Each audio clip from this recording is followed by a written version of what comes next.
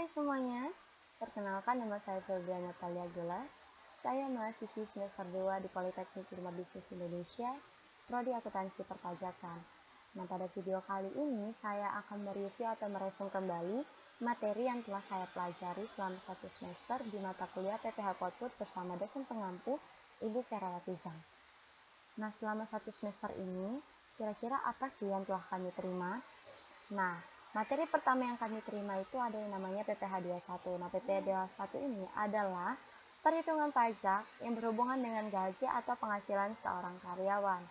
Nah, dalam perhitungannya terdapat pengurangan atau potongan sebesar 5% yang biasa disebut dengan biaya jabatan. Nah, biaya jabatan ini memiliki nilai batas maksimalnya loh. Nah, 1 bulan, biaya batas maksimal untuk biaya jabatan adalah sebesar 500.000 dan selama 1 tahun sebesar 6 juta. Dari mana kita bisa mencari atau mendapatkan biaya jabatan? Itu bisa kita cari dari perhitungan gaji pokok yang telah disetahunkan dikali dengan 5%. Nah, kemudian biaya jabatan ini akan dijumlahkan dengan PTKP. Nah, PTKP adalah perhitungan tidak kena pajak. Nah, PTKP ini sama dengan status yang sedang digandeng oleh seorang karyawan ini, yaitu ada status TK0, tidak kawin, atau TK1 tidak kawin dengan tanggungan 1, tidak kawin 2 dengan tanggungan 2, tidak kawin 3 dengan tanggungan 3, atau dan K0 yaitu kawin tapi tidak memiliki tanggungan, K1 kawin dengan 1 tanggungan, K2 kawin dengan 2 tanggungan, K3 dengan 3 tanggungan.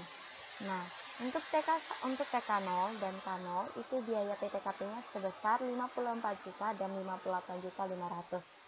Nah, bagaimana untuk mencari TK1, TK2, TK3, K1, K2, dan K3? Itu kita tinggal menambahkan 4.500.000 dari setiap kenaikan statusnya. Misalnya nih, tadi TK0 kan 54 juta. Berarti untuk mencari TK1 kita tinggal menambahkan 4.500.000. Berarti TK1 sebesar 58.500. Nah, selanjutnya ada yang namanya PPH terutang dengan aturan baru. Nah, dasar awal perhitungan PKP, tarif PPH 21 orang pribadi Undang-Undang HPP, lapis PKP-nya, jika 0 sampai 60 juta itu tarifnya sebesar 5%, 60 juta sampai 250 juta itu tarifnya sebesar 15%, 250 juta sampai 500 juta itu tarifnya sebesar 25%, 500 juta sampai 5 miliar itu tarifnya 30%, dan di atas 5 miliar tarifnya sebesar 35%. Nah, pada PPH 21 ini pula kita akan membahas mengenai BPJS Kesehatan dan BPJS Ketenagakerjaan. Jadi BPJS Kesehatan itu bukan hanya untuk masyarakat atau yang bukan karyawan saja nih teman-teman, tapi BPJS Kesehatan juga berlaku untuk karyawan-karyawan kantor atau perusahaan. Nah, selanjutnya kami membahas mengenai PPH 22.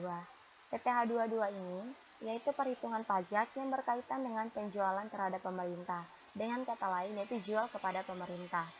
Dengan tarif perhitungan sebesar 1,5%, dan untuk menghitung DPP itu sama dengan untuk mencari tahu harga pokok barang yang akan kita jual, yaitu kita tinggal membagi 1,1 dari harga yang telah kita tentukan atau dikali 110%.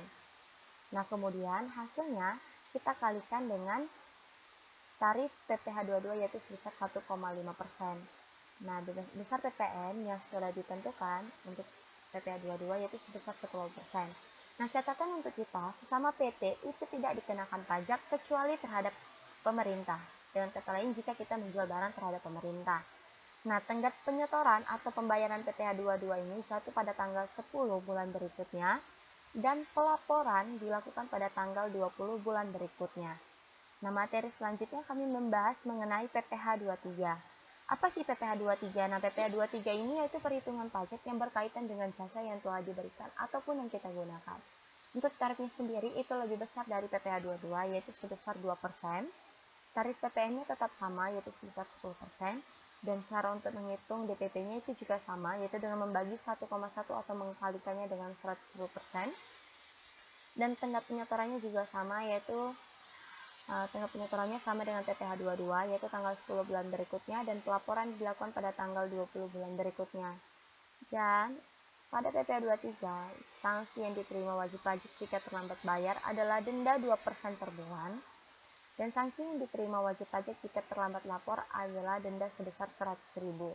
Media yang digunakan untuk membayar dan melapor sendiri, untuk membayar itu kita menggunakan SSP atau surat setor pajak, dan untuk melapor itu kita menggunakan SPT yaitu surat pemberitahuan.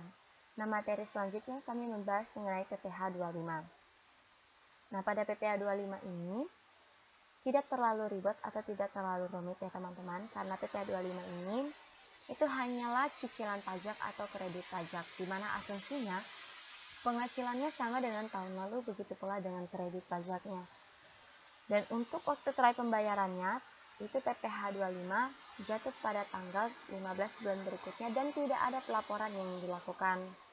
Dan untuk medianya sendiri, pembayaran yang dilakukan yaitu menggunakan SSP atau surat setoran pajak. Nah, materi terakhir itu ada yang namanya PPh final. Nah, PPh final ini adalah pajak yang tidak dikreditkan atau yang tidak dapat dikreditkan. Nah, khusus PPh final ini yang sering sekali muncul yaitu tarif bunga, tarif sewa, dan jasa konstruksi. Itu jika ada transaksi yang dilakukan, namun yang sering kali muncul itu bunga dan sewa. Nah, pada PPh final, tarif bunga sendiri sebesar 20%, tarif sewa sebesar 10%, dan tarif untuk jasa konstruksi sebesar 2%. Nah, catatan, pembayaran dilakukan pada tanggal 10 bulan berikutnya dan pelaporan pada tanggal 20 bulan berikutnya. Dan untuk kita perlu ditekankan, jika kita sudah dikenakan PPh final, maka kita tidak akan membayar pajak lagi.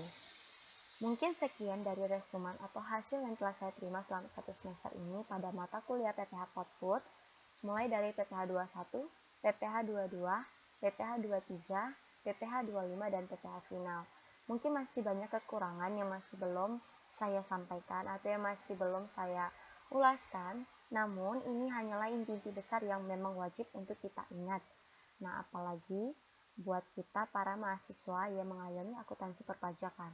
Untuk itu, sebelumnya aku juga ingin mempromosikan kepada teman-teman bahwa jika kalian ribet atau bingung mencari universitas atau politeknik mana sih yang bisa memperkenalkan dunia pajak, memperkenalkan dunia akuntansi secara bersamaan, itu tidak perlu ribet. Di Politeknik Ilmu Bisnis Indonesia, itu ada prodi yang namanya akuntansi perpajakan, di mana akuntansi berhubungan dengan pajak dan pajaknya pun juga berhubungan dengan akuntansi, dan itu sungguh-sungguh menyenangkan, bukan? Nah, jika teman-teman kepo, jika teman-teman ingin masuk di Politeknik Ilmu Bisnis Indonesia, silakan saja Politeknik Ilmu Bisnis Indonesia atau buka Instagramnya saja di @politeknikbbi. Lalu klik link tree, maka di situ sudah banyak sekali muncul panduan-panduan, arahan, atau bagaimana tata cara masuk di Politeknik Ilmu Bisnis Indonesia. Ingat ya teman-teman, pajak itu gampang loh, jadi tidak ada pajak yang rumit. Mungkin sekian dari saya, terima kasih, saya pamit undur diri, apabila ada kesalahan saya mohon maaf. Bye-bye.